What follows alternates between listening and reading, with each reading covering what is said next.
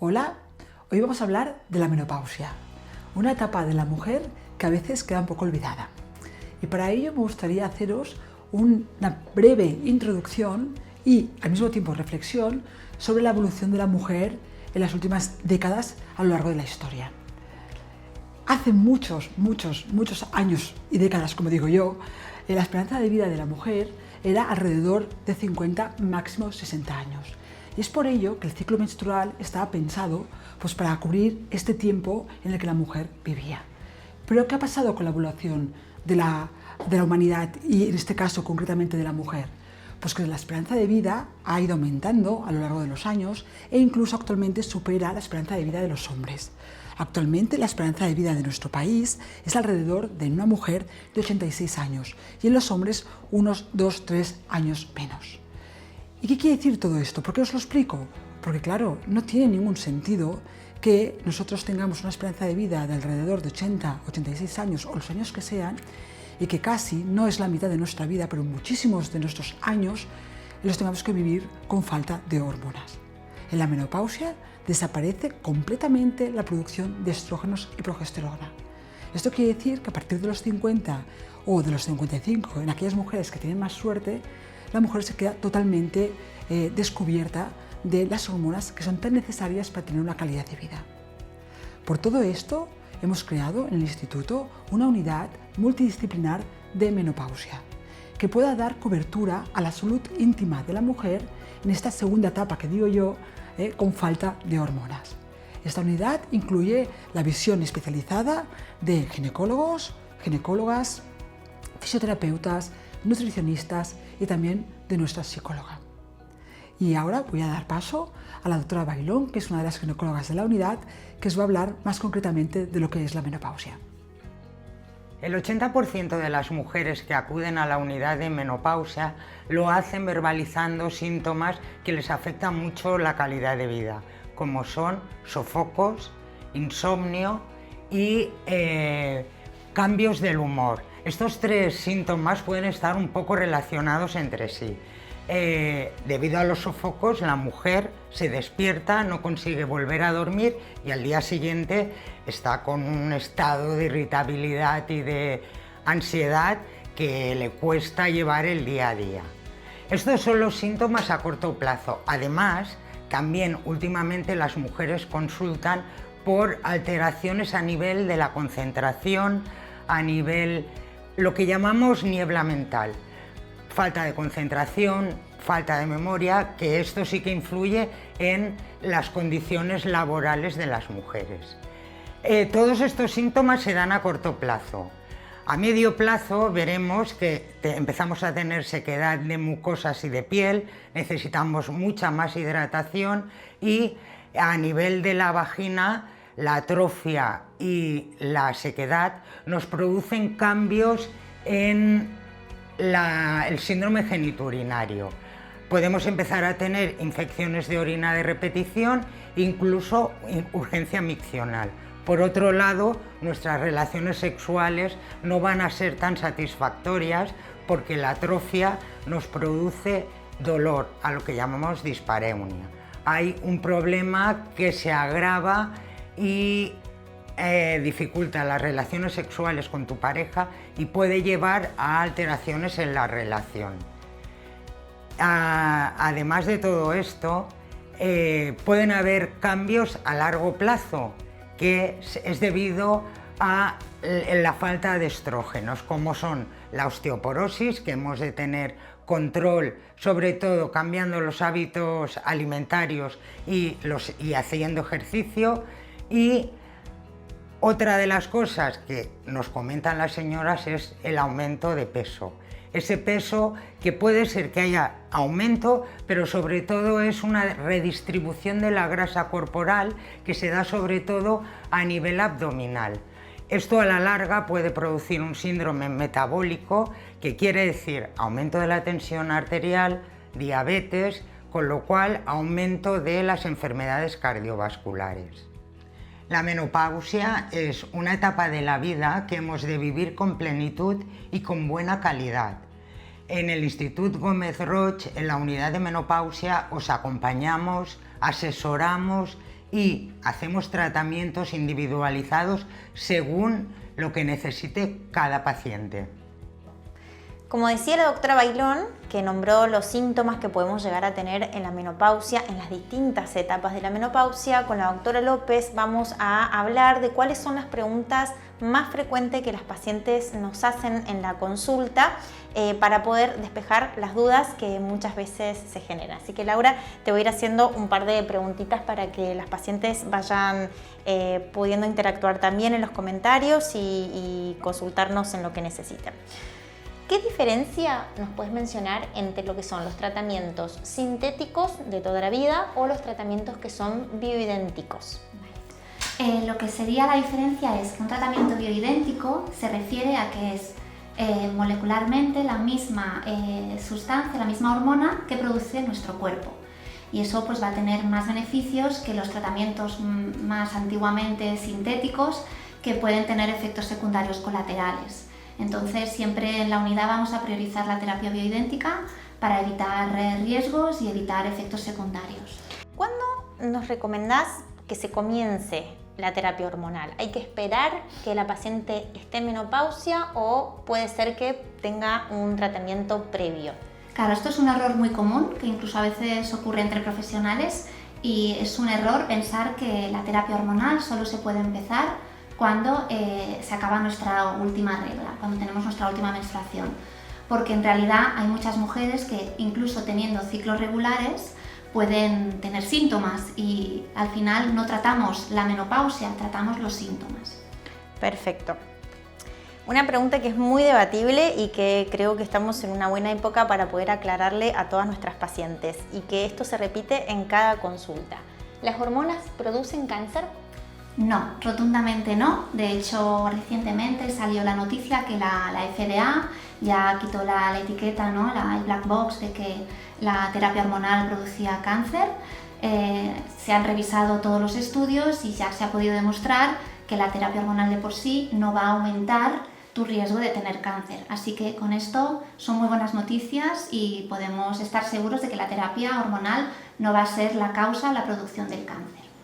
En caso de que las pacientes requieran otro tipo de hormonas, aparte de lo que son los estrógenos o los progestágenos que toda la vida se dio, ¿en qué casos se indica cada hormona? O en líneas generales, ¿qué síntomas podemos llegar a tratar con las distintas hormonas disponibles en el mercado? Claro, en nuestro caso en la unidad hacemos un cuestionario muy amplio, porque al final no solo son los sofocos o el insomnio lo que puede afectar la calidad de vida de la mujer. Entonces, realmente tenemos que incluir pues, la esfera sexual, el deseo, una parte importante, todo también lo que es la memoria, la concentración, la falta de energía, sentirnos fatigados, el estado anímico.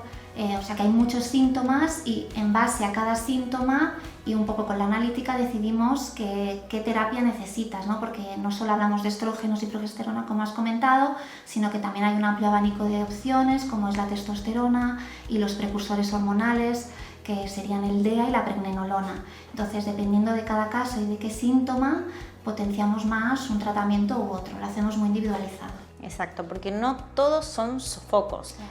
Podemos disponer de un montón de sintomatología. Hay muchas pacientes que vienen a la consulta y hablan de que no tengo sofocos, no necesito tratamiento y en realidad es muy importante. Los síntomas que podemos valorar y tratar, o sea que sí, no solo son sofocos y no solo son estrógenos. Exactamente.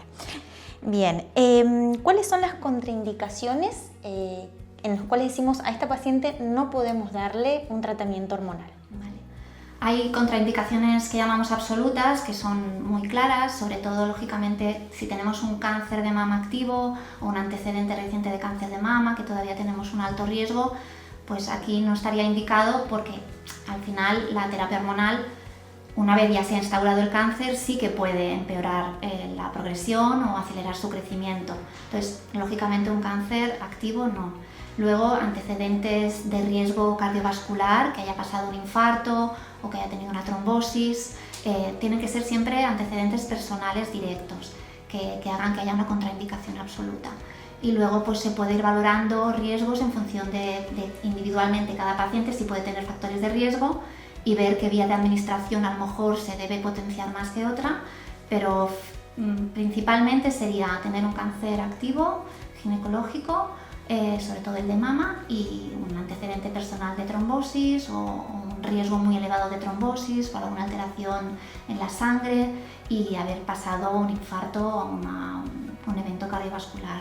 Esto es súper importante lo que menciona la doctora con respecto al cáncer, sobre todo de mama, porque si bien, como mencionamos antes, las hormonas no producen cáncer, sí es cierto que si tenemos un tumor que sea con receptores hormonales y nosotros administramos una terapia sin antes estudiar, por eso siempre hacemos mamografías y ecografías previas a dar un tratamiento hormonal, lo que hacemos es darle de comer a ese tumor en el caso de que lo tenga. Entonces siempre es importante estudiar a la paciente antes de impactar cualquier tipo de tratamiento. Y otra cosa también que si me dejas, Laura, agregar, el tema de los hábitos. Pacientes que tienen una obesidad o otros riesgos que pueden aumentar el cardiovascular, una mala alimentación, pacientes sedentarias o pacientes que tienen una adicción al tabaco, entonces eso también nos aumenta el riesgo y tratamos de evitar sobre todo la vía oral, como bien mencionaba la doctora López. Bien, ¿y qué efectos adversos podemos ver una vez que nosotros decimos, bueno, la paciente está bien, tiene indicación de terapia hormonal, no tiene ninguna contraindicación y administramos una terapia? ¿Qué efectos adversos son los más frecuentes que pueden ver y que tendrían que consultar en caso de presentarlos? A ver, depende de cada caso, depende de cómo gestionamos esas hormonas, pero podríamos, por ejemplo, en el caso de los estrógenos, pues sentirnos a veces incluso más irritables si no tenemos bien compensada la progesterona, o mucha inflamación de la mama, sangrados, ¿no? Cuando a lo mejor ya hemos pasado la menopausia, serían esos efectos adversos. Luego también, por ejemplo, lo que es la terapia hormonal androgénica, la testosterona o los precursores que hemos comentado antes, pues bueno, pueden dar una tendencia más a la caída del cabello o a un hirsutismo, que es como que haya más crecimiento de pelo en brazos o en la cara, o más acné, por ejemplo. No sé si sí, es importante recalcar que todos estos efectos se pueden revertir en el caso de suspender, de suspender la terapia, porque al ser bioidénticos no son efectos secundarios que vayan a ser definitivos o traer algún otro tipo de comorbilidad. Bueno, con respecto a lo que es más la zona genital, lo que mencionaba la doctora Bailón de la sequedad vaginal, el síndrome genitourinario, ¿existen algunos tratamientos agregados aparte de la terapia hormonal que podamos recomendar? Sí, como ya hemos hablado en otros vídeos, tenemos nuestra unidad de ginecología regenerativa, que la verdad que hay un amplio abanico de opciones terapéuticas que siempre vamos a individualizar dependiendo de cada caso, si queremos más tratar la vulva o si queremos más tratar la sequedad vaginal. Hay una amplia opción de tratamientos basados en la ginecología regenerativa, como son el láser, el plasma rico en plaquetas, el suero autólogo rico en citoquinas e incluso las células madre de la grasa. Exactamente, se va a individualizar según cada caso la paciente, la patología que presente o el síntoma que presente. Y por último, tema nutrición, ¿sí? Y suelo pélvico, que esto ya nuestras compis de fisioterapia y Claudia, nuestra nutricionista, les va a ir comentando cuáles son las recomendaciones en esta etapa de la vida que también van a ayudar a llevar a una mejor calidad de vida con respecto a nuestras pacientes. Así que Laura, muchísimas gracias por toda la información y las dejamos con nuestras compañeras. Durante la menopausia hay una disminución de las hormonas principales reguladoras del ciclo menstrual, que estas son el estrógeno y la progesterona, y en consecuencia se da una disminución en la calidad del tejido muscular, como puede ser del suelo pélvico. También una disminución en la calidad de la mucosa y podemos tener síntomas como sequedad vaginal, que puede desencadenar con dolor en las relaciones sexuales. Esto no se debe normalizar porque desde la fisioterapia os podemos ayudar. Es por eso que desde la fisioterapia os recomendamos hacer una primera valoración, porque va a depender de tus síntomas y de qué cosas estés manifestando el tratamiento que vamos a hacer. Pero sí que os puedo explicar un ejercicio que nos puede servir a todas que estemos en situación de menopausia para que podáis hacer en vuestro día a día. El ejercicio que podéis hacer es sentaros notando bien los huesos del isquión, poneros bien rectas y poner las manos encima de las costillas. Desde aquí cogería aire por la nariz, hinchando la barriga y notando como mis costillas se abren hacia afuera. Entonces sería... Y exhalar con la boca, lento y notando como las costillas en este caso van a descender y mi barriga se va a ir hacia adentro.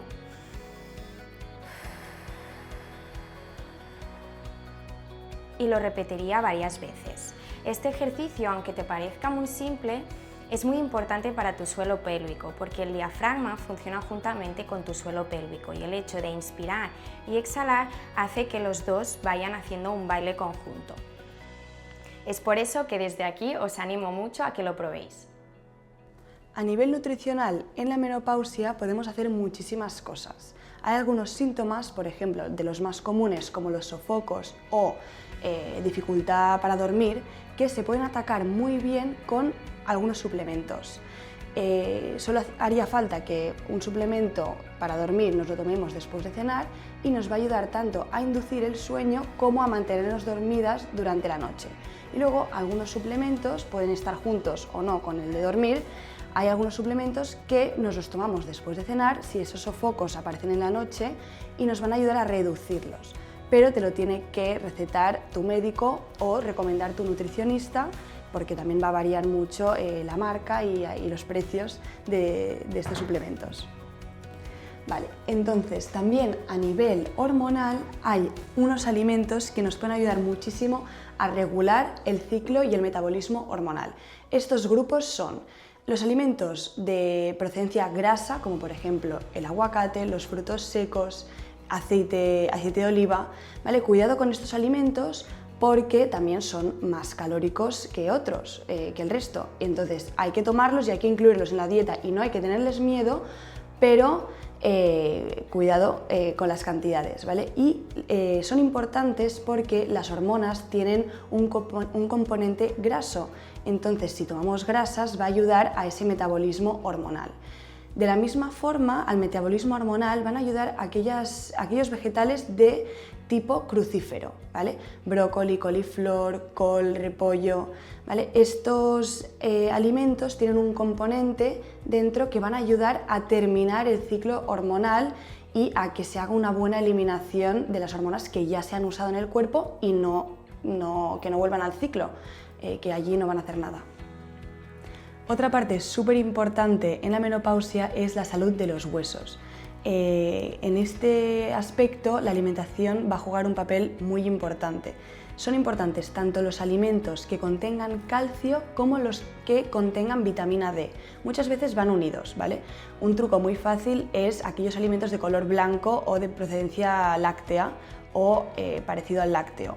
¿Vale? Pues yogures, kéfir, leche de vaca o de cabra, ¿vale? Y también las bebidas vegetales que muchas veces ya van enriquecidas con vitamina D y calcio. A pesar de tomarnos alimentos ricos en estas vitaminas o suplementos de estas vitaminas, es importante una exposición al sol de 10 minutitos al día, aunque sea invierno, para que se active esa vitamina D y mejore la calidad del hueso. ¿Vale? No hay que tenerle miedo a los lácteos con grasa, intentar no tomar los lácteos desnatados porque esos no tienen grasa y por lo tanto no se van a absorber bien estas vitaminas. Si vas incluyendo estos alimentos o estos pequeños trucos y una buena alimentación y sobre todo mantenerte activa mentalmente y físicamente, vas a poder tener unos muy buenos años en esta menopausia. Y recuerda que la menopausia es una etapa que llega de forma natural, no es un problema y la nutrición y una buena actividad física puede ser tu mejor aliado. Y ahora, después de que habéis podido escuchar todas las explicaciones sobre la menopausia y los tratamientos que ofrecemos en la unidad de nuestro instituto, no nos podemos olvidar de una cosa muy importante para todas vosotras: cómo solicitar hora o cita con nuestros profesionales en caso de necesidad. Para ello vamos a hablar con Maite, una de las administrativas de la unidad de menopausia del Instituto Dra. Gómez Roig. Maite, hola, ¿qué tal? Oye, explícanos un poquito, por favor, qué vamos a hacer, cómo podemos pedir visita en la unidad de menopausia del instituto. Pues miren, nos pueden llamar por teléfono al 93 280 61 95 o a través del correo electrónico citas@gomezroch.com. Gracias, Maite. Gracias.